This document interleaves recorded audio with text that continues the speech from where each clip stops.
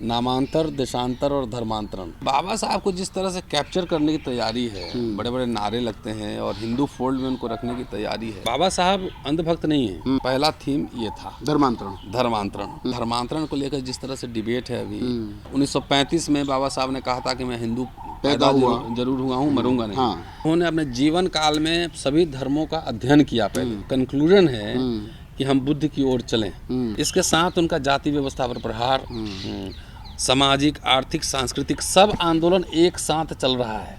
Hindu vote के नाम पे वोट ले रहे हैं ना, तो उसको हिस्सेदारी दीजिए, टेम्पल में दीजिए हिस्सेदारी, सब जगह हिस्सेदारी दीजिए। वोट खत्म तो उसका दलित। बोलना शुरू किया, पढ़ना शुरू किया, तो पढ़ते पढ़ते कई विचार एक साथ मेरे जहन में कौन थे। वो विचार ऐसे थे कि बाबा साहब की राइटिंग तकरीबन 15,000 पेज है और 15,000 में कुछ स्कॉलरली वर्क है, कुछ भाषण है, कुछ ज्ञापन है, तरह तरह के हैं। कुल मिलाकर के 15,000 पेजों में बाबा साहब ने भिन्न प्रकार की तरीके से अपनी बातें रखी। तो उसमें एक समस्या है कि ज़्यादातर में इंडेक्स नहीं है, तो आपको कहाँ क्या पढ़ना आपको पता ही नहीं लगेगा। दूसरी बात है कि वो पूरा बिखरा हुआ है चारों तरफ। कुछ इस वॉल्यूम में है, कुछ इस वॉल्यूम में है, क्रोनोलॉजी भी नहीं है कई जगह। तो पढ़ते पढ़ते मैंने सोचा कि एक थीम बना के पढ़ा जाए बाबा साहब को। तो मैंने अमूमन 3-4 थीम आइडेंटिफाई किए, जिसमें से पहला थीम ये था धर्मांतरण। और मैंने इसमें जितने इसमें आर्टिकल लिखे हुए ना, सब पे ऑलमोस्ट वीडियो में बना चुका हूँ। वीडियो बनाते गया, आर्टिकल छांटते गया, वीडियो बनाते गया, आर्टिकल छांटते। मतलब लोग इस किताब को भी पढ़ सकते हैं और इससे संबंधित वीडियो भी देख सकते हैं। हाँ, अम्बेडकर नाम पे जाएंगे तो राइटिंग एंड स्पीचेज में बहुत धर्मांतरण में वीडियो मिलेंगे। तो जितने इसमें सब छपे हैं, बेसिकली ये उल्टा हुआ, डिजिटल वर्ल्ड से मैंने किताब बनाई है ना। मतलब लोग पहले पढ़ते हैं फिर वीडियो बनाते हैं। हाँ, आपने पहले वीडियो बनाया फिर किताब बनाई। हाँ। तो जब मैं इसलिए भी ज़रूरी था इस पर लिखना कि जिस तरीके से इलेक्शन में चाहे बाबा साहब को एक तरह से हिंदुआइज करके हिंदू थे ये चल रहा है ना पूरा, कि बाबा साहब तो नाम के आगे रामजी राव स्पेशल लिखा जा रहा है। रामजी राव ठीक है, वो तो अब संस्कृति का पाठ है। मेरा नाम रतन लाल है तो मैं थोड़ी बदल सकता हूँ। जिस तरह से पूरा प्रकरण चल रहा है और धर्मांतरण को लेकर जिस तरह से डिबेट है अभी, कई राज्यों में बहुत कड़े कानून बनाए गए हैं कि अगर हिंदू धर्म से दूसरे धर्म में जाते हैं तो पहले डीएम से परमिशन लेना होगा, तमाम तरह की जटिलता है। लेकिन दूसरे धर्म से हिंदू में आ रहा है तो घर वापसी है। तो बाबा साहब को जिस तरह से कैप्चर करने की तैयारी है, बड़े बड़े नारे लगते हैं और हिंदू फोल्ड में उनको रखने की तैयारी है, तो मुझे लगा कि कम से कम आम आदमी जो है ना, बाबा साहब को सब राइटिंग को नहीं पढ़ सकता, सब फैला हुआ है ना। बिल्कुल। तो मुझे लगा कि इस पे बाबा साहब के क्या विचार थे, वो विचार जानना, समझना और पाठकों के लिए लाना बेहद ज़रूरी है। तो मैंने इसी को 3 वर्ष लग गए इसको करने में, इसको बनाने में। हाँ, क्योंकि मेरा बहुत सारा काम रहता है ना, एक्टिविज्म भी है, भाषण भी चल रहा है, क्लास भी है, आंदोलन भी है, सब चलता रहता है। ये पिछले साल ही आनी थी किताब, लेकिन लेट हुआ, अच्छा खैर कोई बात नहीं। तो उस पूरे भाषण को मैंने इकट्ठा किया है। मतलब आपका कहने का मतलब यह है कहीं ना कहीं कि बाबा साहब डॉक्टर अम्बेडकर का जो धर्म को लेकर के सोच थी, धर्मांतरण को लेकर के जो सोच थी, उसमें जो बाबा साहब ने देश भर में घूम घूम करके जो भाषण दिए जी, या कोई भी कहीं 2-4 लाइनें लिखी, वो सारी एक जगह आपने इसमें इकट्ठा कर दिए। जैसे बहुत सारे लोग अमूमन बात करेंगे ना, तो उन्होंने का कहना है कि 1935 में बाबा साहब ने कहा था कि मैं हिंदू पैदा जरूर हुआ हूँ, मरूंगा नहीं।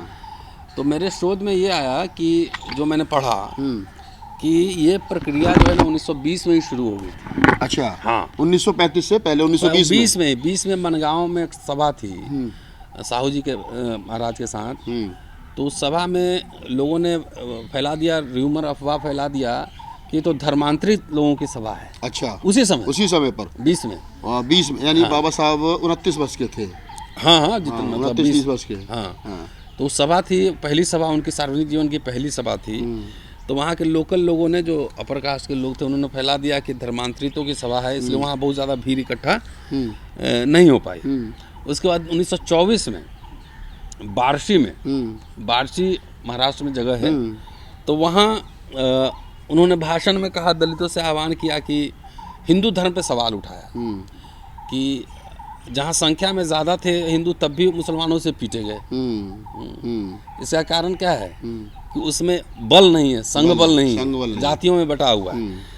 तो दलितों पे जो हमले हो रहे थे उस समय साउथ इंडिया में कई मूवमेंट हो चुके थे, बायकाम वगैरह ये सब, तो उन्होंने उस समय 24 में कहा कि दलितों को इस्लाम धर्म अपना लेना चाहिए। अच्छा, 24 में बाबा साहब कह रहे हैं कि दलितों को इस्लाम धर्म अपनाना चाहिए।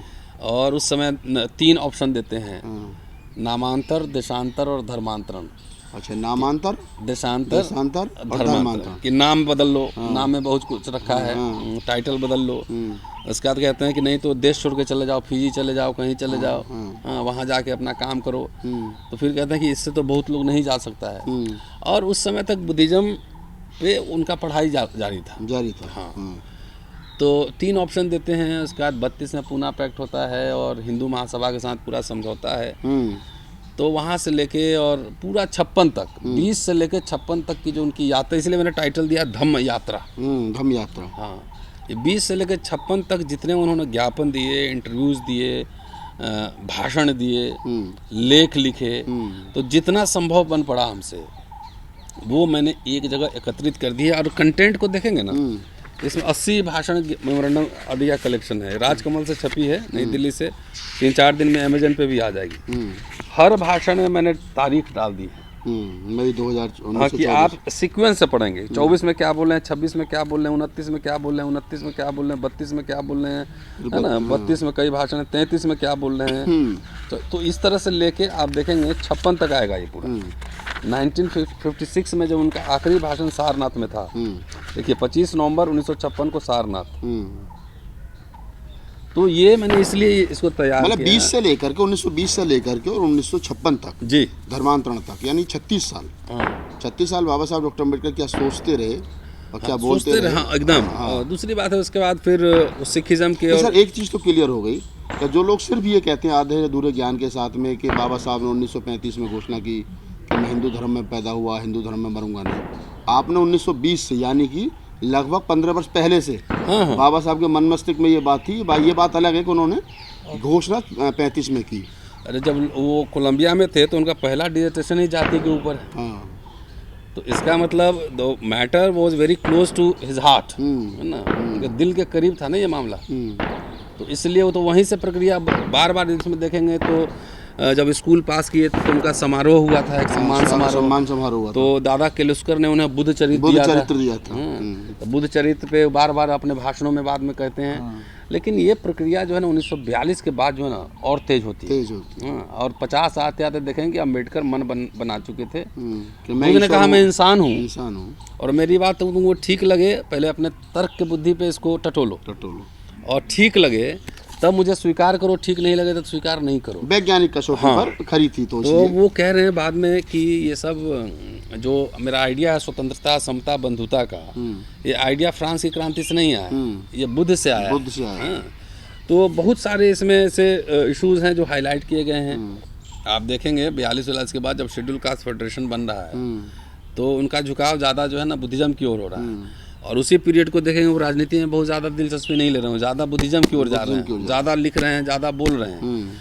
तो उन्होंने अपने जीवन काल में सभी धर्मों का अध्ययन किया पहले, और अध्ययन किया और जो कंक्लूजन है कि हम बुद्ध की ओर चलें, चलो बुद्ध की ओर चलें, बुद्ध की ओर। तो ये बात है। दूसरा, बाबा साहब अंधभक्त नहीं है।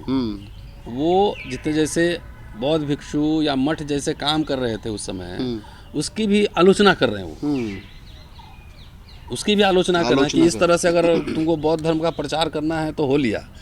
फिर बौद्ध मठ कैसे बने, उसके बगल में स्कूल कॉलेज खुलने चाहिए, क्योंकि उसके रेवेन्यू से मठ चलेगा, वहाँ पे साइंटिफिक टेम्परामेंट के बच्चे पढ़ेंगे।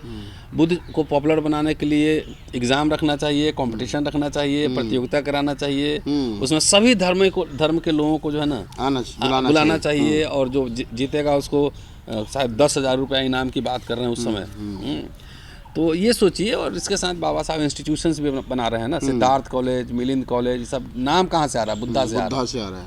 और 1933 में जो अपना घर बनाए, उस घर का नाम भी क्या रखा उन्होंने, राजगृह, बौद्धों की राजधानी। तो उनके दिमाग में बुद्धा तो बहुत पहले से हैं, लेकिन ये धर्मांतरण जो है ना एक आइसोलेशन में करने वाला काम नहीं है। इसके साथ उनका जाति व्यवस्था पर प्रहार, सामाजिक, आर्थिक, सांस्कृतिक सब आंदोलन एक साथ चल रहा है। और एक इस बात का जवाब भी देते हैं कि कुछ लोग कहते हैं कि आपको बुद्धिज्म करना है तो करिए, लेकिन आप हिंदू धर्म पे प्रहार क्यों कर रहे हैं? तो वो कह रहे हैं कि इस पे आलोचना किए बगैर तो बुद्धिज्म पे बात ही नहीं हो सकती। ठीक है, तो वो आलोचना देखिए, पूरा कबीर हो, रैदास हो, सब इसी परंपरा में थे। तो उन्होंने सुधार की बात की ना, भक्ति आंदोलन संत परंपरा में। तो आडंबर कुरीति सुधार की बात करना धर्म के खिलाफ विद्रोह करना थोड़ी। आप सुधर जाओ ना, आप एक काम करो, शंकराचार्य बनाओ दलितों को। हिंदू वोट के नाम पे वोट ले रहे हैं ना, तो उसको हिस्सेदारी दीजिए, टेम्पल में दीजिए हिस्सेदारी, सब जगह हिस्सेदारी दीजिए। तो वोट के समय तो हो गए हिंदू, अब वोट खत्म तो उसका दलित, है ना, घोड़े पे नहीं चढ़ने देंगे, मंदिर में नहीं घुसने देंगे।